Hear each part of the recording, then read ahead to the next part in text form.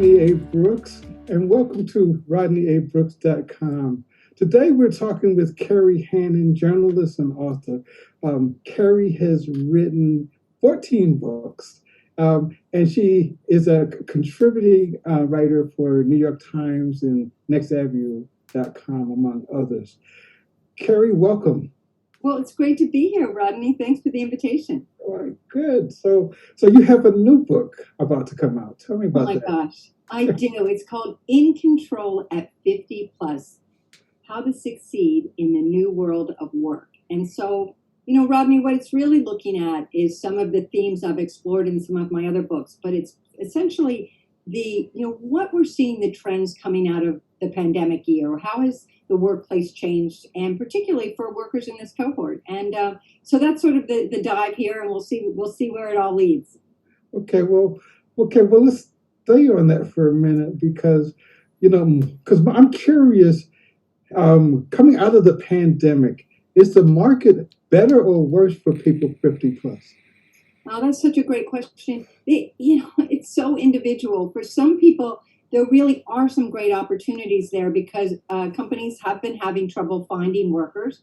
And so there seems to be this disconnect in terms of a worker shortage for some industries. So depending on your industry and your skill set, it is a great time.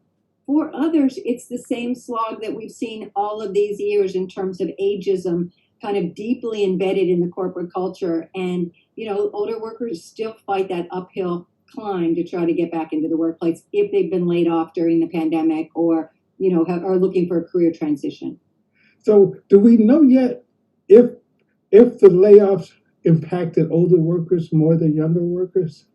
Initially, yes. Initially, it was a big slam to the workers over 50. But it did bounce back, and so there was a resurgence there. So it wasn't as desperate. Women, of course, took the biggest hit, and it continues to be so. And a lot of those issues of women being out of the workplace were associated with caregiving to a certain extent as well. So as remote work continues, that's still an issue for many women to get back in the workplace.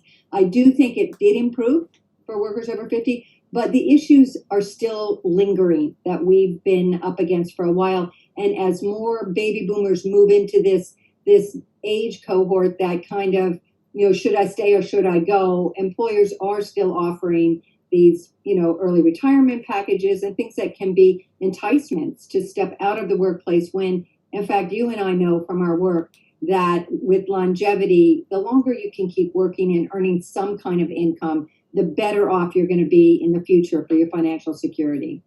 Okay, so what are some of those obstacles for getting back into the workforce? Well, let's just knock off a few of the myths about older workers that they're so pervasive. Number one, they think that if you're in this age category, you're not really up to speed with the technology. And absolutely no study has ever shown that people in this age group are not adept at technology. But nonetheless, that you're set in your ways of doing things and you don't want to try new ways of doing things. That you're not going to play well with the other kids, meaning you're not going to be happy reporting to a younger boss or working with younger colleagues. And some of the big ones are that you're too expensive, that you expect a certain salary that you had before, and they can find a younger worker to do that job, train them up, and they'll work for less.